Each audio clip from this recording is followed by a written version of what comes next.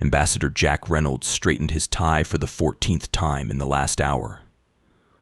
The massive crystalline chamber of the Galactic Council headquarters on Centauri Prime stretched before him, its thousands of alien delegates arranged in perfect concentric circles.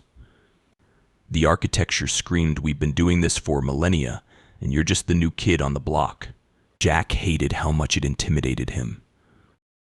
"The Council recognizes Earth's Ambassador Reynolds," announced the translator drone hovering beside him.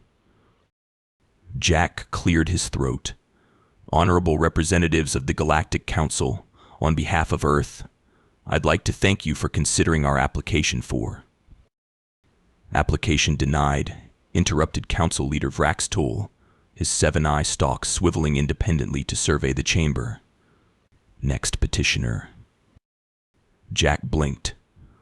"I'm sorry, but I haven't even presented our case yet." "Presentation unnecessary," Vraxtool said, his mouth tentacles curling with what Jack had learned was the Graxian equivalent of a smirk. "The Council has reviewed Earth's history and deems your species too unpredictable for membership."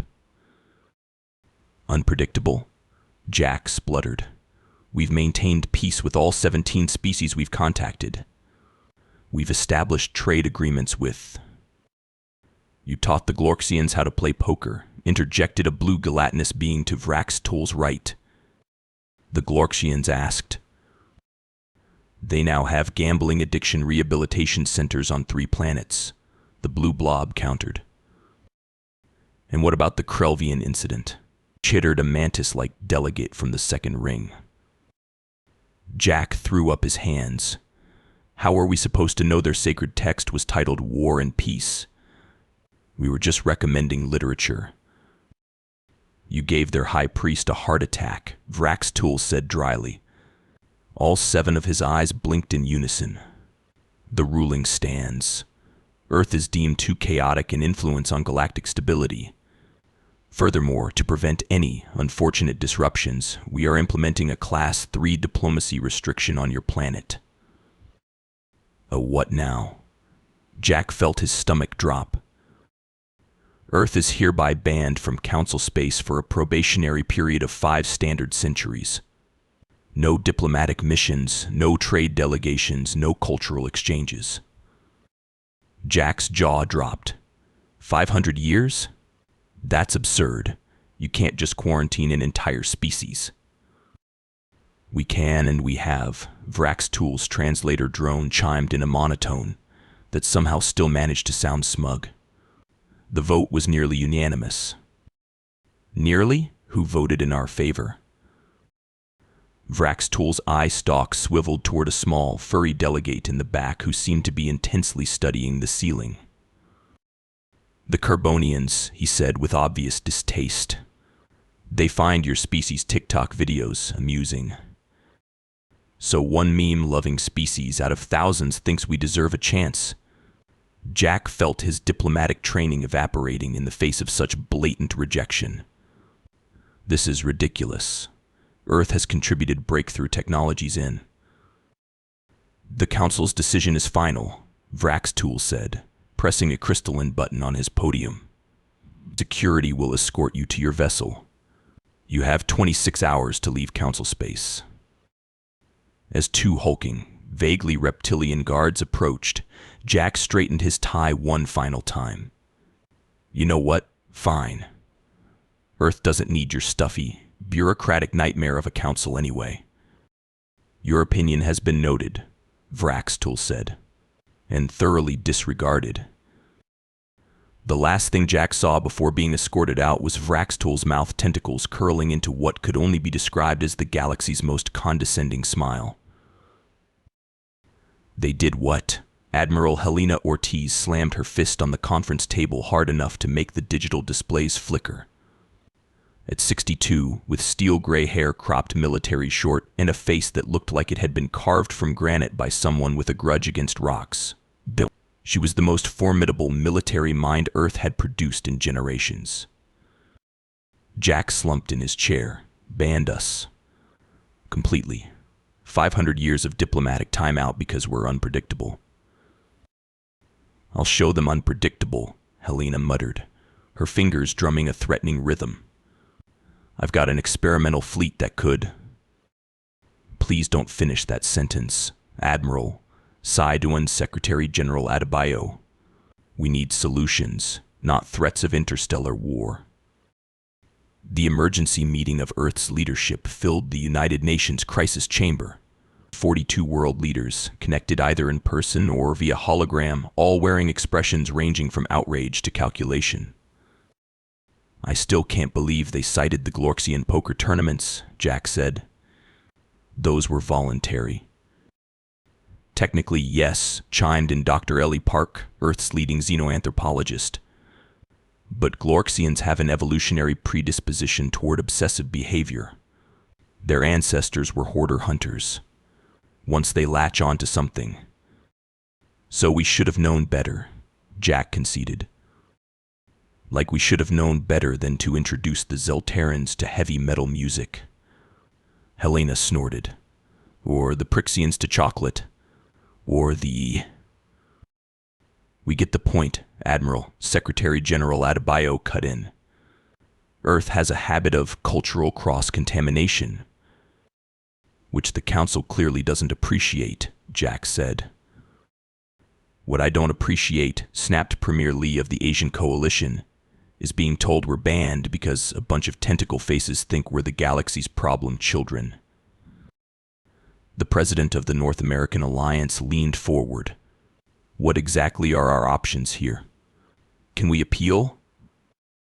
To whom? Jack asked. The Council is the highest authority in known space. What about the non-Council worlds? Helena's eyes had that dangerous gleam Jack had learned to recognize. There must be others out there who've been snubbed by these pompous gas bags. There are, Jack confirmed, pulling up a galactic chart. At least 30 known spacefaring species who've been denied membership for various reasons. Some legitimate, some less so. Legitimate like what? Asked the Brazilian president. The Craxel tried to eat the membership committee, Jack said. And less legitimate? Helena pressed. The Voltans were rejected because their methane-based biology makes them, Jack coughed. Excessively flatulent. A ripple of inappropriate laughter circled the room. Denied for farting, Helena barked. That's ridiculous. The council chambers use a shared atmosphere system, Jack explained. Apparently there was an incident. Helena stood up, a dangerous smile spreading across her face. Ladies and gentlemen, I believe we've identified our opportunity. Admiral, Secretary General Adebayo looked concerned. If the council won't let us join their club, Helena said, pulling up the list of rejected species on the main display, then maybe it's time Earth built a better one. Jack felt a smile creeping onto his face. A diplomatic mission to the rejects and outcasts? Exactly, Helena said, but not some stuffy by-the-book mission. We need someone unpredictable. She fixed her gaze on Jack. Someone chaotic. I'm a trained diplomat, Jack protested. A trained diplomat who once convinced the Arcturian ambassador to do karaoke, Helena reminded him. That was one time. You sang Bohemian Rhapsody as a duet. There's footage. Secretary General Adebayo looked thoughtful. It's not the worst idea. If the council won't have us because we're unpredictable, perhaps those they've similarly rejected would appreciate our creative approach. Operation Friendship, Helena declared. Ambassador Reynolds, how soon can you be ready to depart? Jack straightened his perpetually crooked tie. For a mission to unite the Galactic rejects against the stuffiest bureaucracy in the universe. I've been ready my whole life. This is a terrible idea, Krill declared, his 6 blue arms moving in different directions as he piloted the Earth diplomatic vessel too hot to handle toward the murky atmosphere of Voltan Prime. 4 of his hands worked the controls while a 5th held a protein shake and the 6th scrolled through what appeared to be alien social media. Jack rolled his eyes. You've been saying that since we left Earth. And I've been right since we left Earth, Krill countered. His species, the Azurians, had been denied council membership 30 years ago for excessive multitasking. The council claimed it was destabilizing to meeting protocols. The Voltans are our best bet, Jack insisted. They've been developing impressive technology despite their isolation. They also produce enough methane to power a small star, Krill pointed out. You humans have sensitive noses. This won't be pleasant. Jack patted the personal atmospheric filter attached to his collar. That's why we came prepared. Your funeral, Krill shrugged with three of his shoulders. Or should I say, your gas chamber. The ship descended through layers of greenish clouds until the surface came into view. A landscape of bubbling swamps and crystalline structures that looked like someone had asked Salvador Dali to design a city while high on laughing gas. Engaging landing protocols, Krill announced. Also, just finished my dating profile update. Do you think six-handed and single is too forward? Focus, please. I'm using all six hands productively, aren't I? Krill retorted as they touched down on a crystalline landing pad. A delegation of Voltans awaited them, bulbous, gelatinous beings with four stumpy legs and translucent bodies through which complex internal organs were visible in disconcerting detail. Their breathing apparatus made soft whooshing sounds as they processed methane. Ambassador Reynolds gurgled the lead Voltan through its translator. I am Grand Bubbler Gloop. We are surprised by your visit. Grand Bubbler, Jack bowed. Earth thanks you for your hospitality. Not many species visit us willingly, Gloop observed. Something about our atmospheric preferences. Well, Earth doesn't judge, Jack said, activating his atmospheric filter as discreetly as possible. In fact, that's why I'm here. We'd like to propose an alliance. Gloop's translucent body rippled with what might have been surprise. An alliance? With the notorious troublemakers of Sector 7? I see our reputation precedes us, Jack sighed. Oh yes, Gloop gurgled cheerfully. Your species' exploits are quite popular in our entertainment feeds. Particularly the incident with the Zeltaran heavy metal concert that collapsed a ceremonial arch. That was an accident, Jack muttered. A glorious accident. Another Voltan wobbled forward enthusiastically. I am Sub-Bubbler Splorch, Minister of Cultural Affairs. Your mosh pits are genius. We've adapted the concept for our methane pools. Jack blinked. You, Mosh? With appropriate chemical modifications, Splorch confirmed. It's quite invigorating. Krill leaned toward Jack. See? Chaos spreads. Jack ignored him. As fellow rejects of the Galactic Council. Rejected for our natural biological processes, Gloop interrupted, his body darkening with indignation. As if we could help it. Exactly. Jack seized the opportunity. The Council rejects species based on arbitrary standards while claiming to represent galactic unity. We propose an alternative, a federation where diversity is celebrated, not suppressed. A federation of rejects? Gloop's body lightened to an interested pale green. I prefer federation of independent species, Jack suggested diplomatically. Rejects is more honest, Krill muttered. Splorch wobbled excitedly. Would we be able to share our methane refinement technology? The Council blocked our patents. Absolutely, Jack nodded. Open technological exchange would be a founding principle. And cultural exchange, Splorch pressed. We've developed 17 new forms of gas-based musical expression. Jack's smile became slightly fixed. Cultural exchange would be enthusiastically encouraged. The Voltan delegation bubbled in what Jack assumed was their version of excited murmuring. Finally, Gloop extended a gelatinous pseudopod. Earth's proposal intrigues us, Ambassador. But what do you bring to this Federation besides trouble? Jack grinned. That's exactly what we bring, Grand Bubbler. Creative trouble. The kind that solves problems the Council's rigid thinking cannot.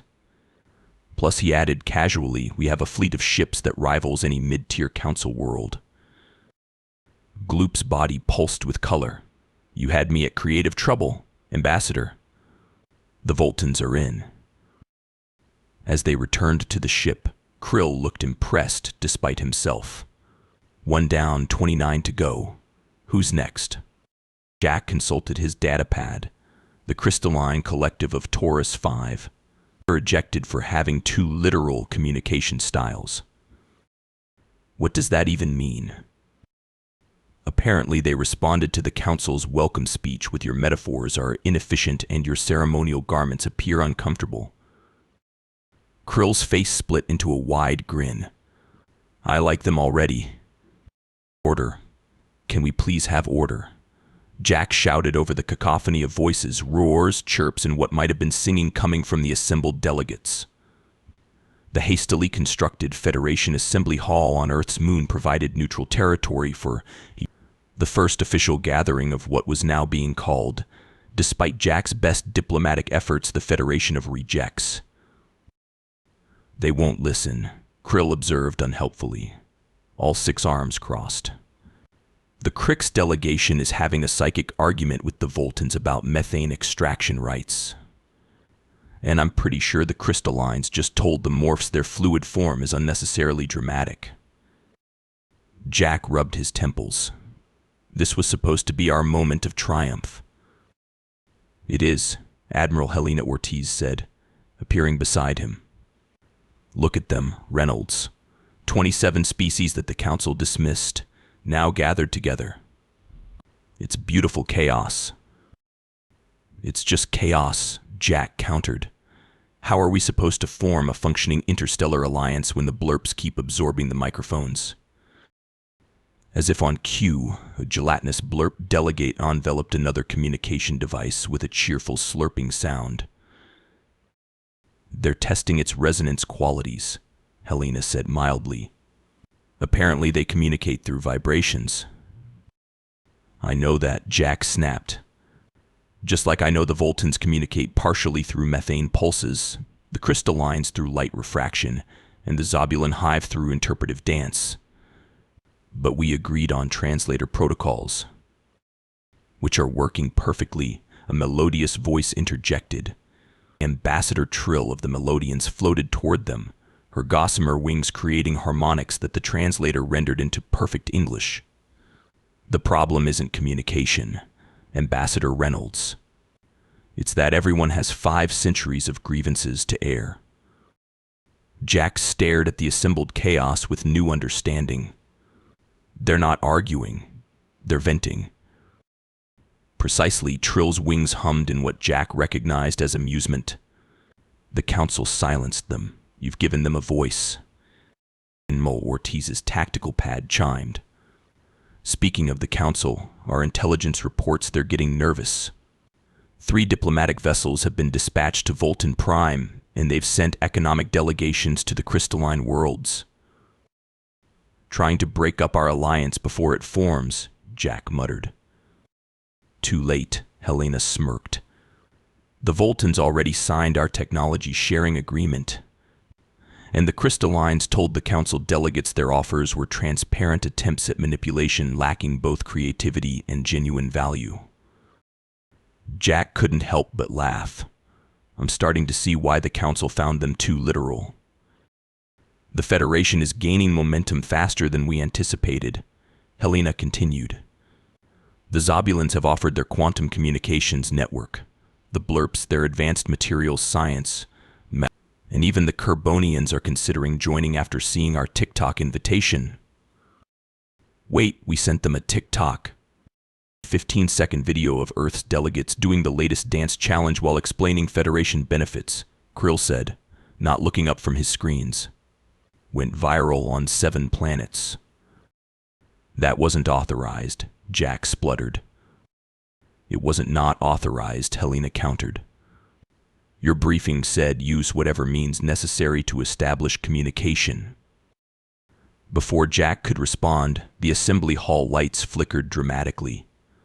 The gathered delegates fell silent as a massive hologram appeared in the center of the room, the unmistakable image of Council Leader Vrax Tool, all 7 eye stalks quivering with barely contained rage. Earth, his translator drone intoned, you have violated the terms of your diplomatic restriction. Jack stepped forward. Actually, we've done nothing of the sort. We're not operating in council space. We've simply invited some friends over for coffee. You are attempting to establish a rival galactic organization. We prefer to think of it as a support group, Jack replied smoothly, for species who've been judged too harshly by arbitrary standards. Vrax Tool's mouth tentacles writhed. This is a direct challenge to council authority. No, Admiral Ortiz stepped forward. This is what happens when you exclude voices that deserve to be heard. The Federation of Rejects, Jack announced, embracing the name at last, recognizes what the Council has forgotten, that diversity creates strength, not weakness. That different isn't dangerous. That unpredictable isn't unworthy. Around the room, delegates began to vocalize their agreement, a stunning symphony of alien sounds that needed no translation. You will regret this defiance, Vrax Toll warned before his hologram flickered out. In the silence that followed, Jack turned to the assembled delegates. I think we just had our first unanimous vote. The question is, what do we do now that we've gotten the Council's attention? Ambassador Trill's wings created a harmonic that somehow sounded like a smile. Now, Ambassador Reynolds, we show them exactly why rejection was their biggest mistake. The emergency alert came at 0300 Earth Standard Time, jolting Jack from a rare moment of sleep. Ambassador Reynolds, the AI assistant, announced priority communication from Federation sensors at the Galactic Rim.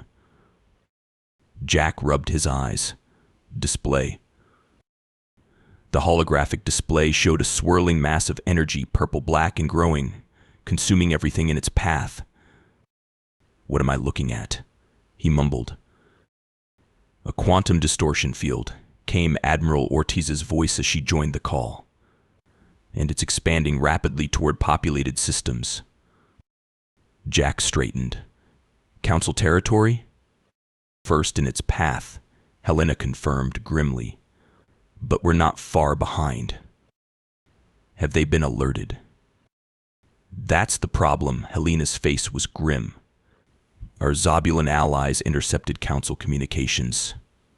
They're aware but caught in procedural gridlock. The Crisis Response Committee can't authorize action without approval from the Security Council, which requires a formal risk assessment from the Science Directorate. Which needs to follow proper channels, Jack finished. Let me guess, standard processing time. 3 weeks, Helena confirmed. The distortion will hit the Proxima Centauri colony in 5 days. Jack swore under his breath. Evacuations? The Council has issued travel advisories but no mandatory evacuation orders. Procedure again. Jack was already pulling on his jacket. Assemble the Federation Emergency Council. We're not waiting for permission to save lives. Within an hour, the hastily established Federation Emergency Council convened via quantum link. Representatives from all 27 member species appeared as holograms around Jack's briefing room.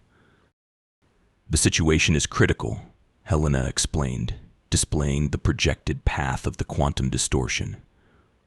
The phenomenon appears to be a rupture in space-time, possibly caused by experimental council technology. Their new quantum gateway network chittered PKLK of the Arachnoid Collective. We warned them about the containment protocols. Accusations can wait, Jack cut in. Right now we need solutions. The Council won't act in time to save the Proxima colony. Nor will they accept our help willingly, hummed Trill of the Melodians. Then we don't ask permission, Jack stated flatly. The Federation was founded because each of us has something unique to offer. Now's the time to prove it. The emergency plan came together with remarkable speed. The Voltan's methane conversion technology, originally developed for atmospheric processing, could be modified to create a counterfield. The crystalline's light refraction ships could safely approach the distortion's edge. The blurps offered their malleable forms as temporary containment vessels. It's risky, Helena warned, and the Council will view any intervention in their territory as hostile. Then we'll be hostile, Jack replied. It's better that than standing by while millions die because of bureaucratic red tape. The Federation fleet assembled within 24 hours, a motley collection of vessels that would have made any Council admiral scoff. But Jack had learned that appearances were deceiving. The Voltan ships might look like floating green blimps, but their methane conversion technology was unmatched. The crystalline vessels, geometric and prismatic, could withstand radiation that would melt standard hulls. As they approached Proxima Centauri, they were met by a Council blockade. Federation vessels came the imperious voice of Council Commander Dreknar. You are in violation of Council space. Retreat immediately or face consequences. Jack opened a channel. Commander, we're here to contain the quantum distortion. Your people don't have time for proper protocols. The Council has the situation under control, Dreknar responded, though the stress in his voice suggested otherwise. The distortion will reach the colony in 36 hours, Jack countered. Has the evacuation even begun? Silence. That's what I thought, Jack continued. We're not asking permission, Commander. We're offering assistance. Either help us or get out of our way. After a tense moment, Dreknar responded. My orders are to prevent unauthorized intervention. And if we proceed anyway, Helena challenged. Then I would be forced to note that our sensors are experiencing temporary malfunctions, Dreknar said carefully, possibly due to the quantum distortion. We might not detect certain movements in the sector. Jack smiled. Understood, Commander. I hope your sensors recover soon. With the tacit approval of at least one Council official, the Federation fleet deployed around the colony. The operation was unlike anything the galaxy had seen before. Voltan ships converting the energy at the distortion's edge. Crystalline vessels refracting it through carefully aligned formations, blurp entities absorbing dangerous radiation spikes, and Earth vessels coordinating the chaotic dance. For 3 days they fought against the laws of physics themselves. When standard approaches failed, they tried the absurd. When technology reached its limits, they improvised. This shouldn't be working, Krill muttered from his station, all 6 arms working frantically across different interfaces. The odds against this succeeding are astronomical. Good thing none of us got the memo, Jack replied, watching as the distortion finally began to shrink. As the immediate danger passed, Council ships finally arrived in force, including a command vessel bearing none other than Vraxtool himself. Earth, his communication was terse. Explain your presence in restricted space. Jack straightened his tie. We were just in the neighborhood and noticed you had a small apocalypse brewing. Thought we'd help out. Your help was unauthorized and saved millions of lives, Helena interrupted, including your colonists whom you were prepared to sacrifice on the altar of proper procedure. Vraxtool's eye stalks quivered. The Council will review the situation and determine appropriate. Oh, shut up, Jack snapped, exhaustion overriding diplomacy. While you were determining the appropriate form to fill out, we contained a quantum distortion that your experiments created. You're welcome. The silence that followed was deafening. Then, unexpectedly, one of Vrax Tool's eye stalks drooped in what Jack recognized as the Graxian gesture of acknowledgement. Perhaps, Vrax Tool said carefully, certain procedures could benefit from reconsideration. 6 months after the Proxima incident, as it came to be known, Jack found himself once again standing in the crystalline chamber of the Galactic Council headquarters. This time, however, he wasn't alone. Beside him stood representatives from all 27 Federation species, Krill with his 6 arms professionally folded, Grand Bubbler Gloop whooshing contentedly, the Ambassador Trill's wings creating a subtle harmonic of anticipation, and 24 others equally diverse and improbable. Across from them, Council Leader Vrax Tool presided with considerably less smugness than during their last encounter. The Council recognizes the Federation delegation, he announced, his translator drone somehow conveying reluctant respect. "Thank you, Council Leader," Jack replied. "We appreciate this opportunity for dialogue. Your actions at Proxima Centauri were," Vrax Tool paused, his eye stalks twisting uncomfortably, "effective, if unorthodox." "Unorthodox is our specialty," Jack said with a smile. "So we've noticed," Vrax Tool responded dryly. "The Council has reviewed your petition for recognition as a sovereign interstellar organization with considerable debate."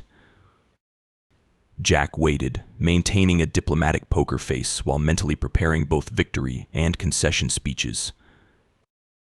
After much consideration, Vrax Tool continued, "The Council has decided to formally recognize the Federation of Rejects. Federation of Independent Species," Jack corrected automatically. As recorded, Vrax Tool acknowledged with what might have been the ghost of amusement.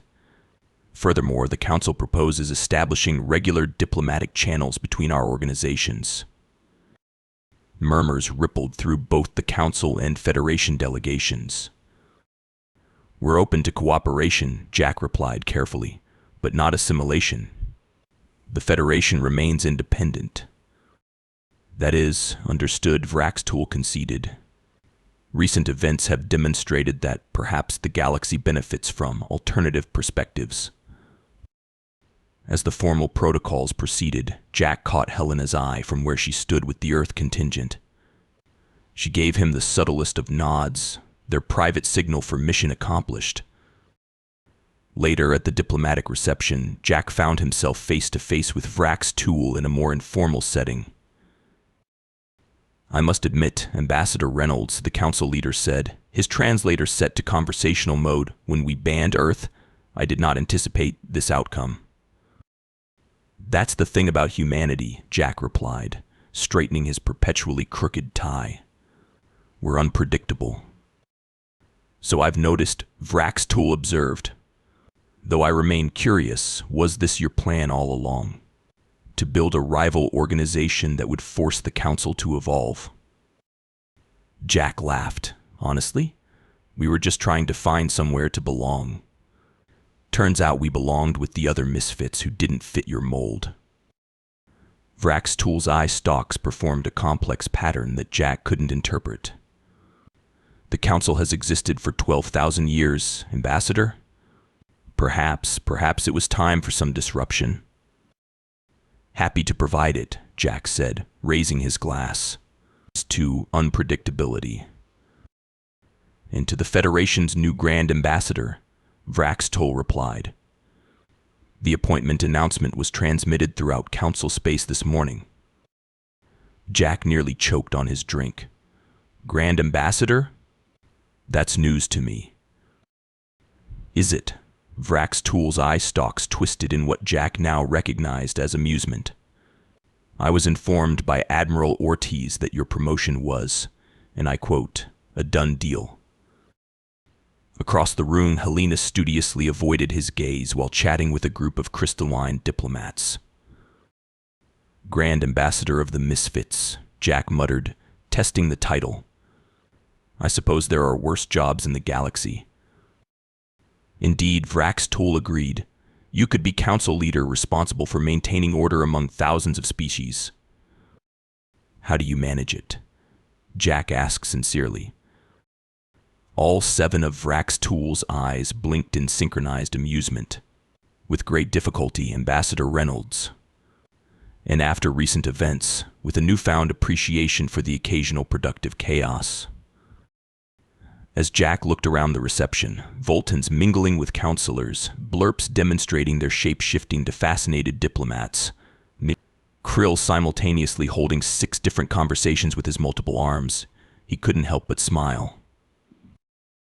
Earth hadn't just found its place in the galaxy. It had created one, messy, unpredictable, and wonderfully chaotic. Exactly as it should be.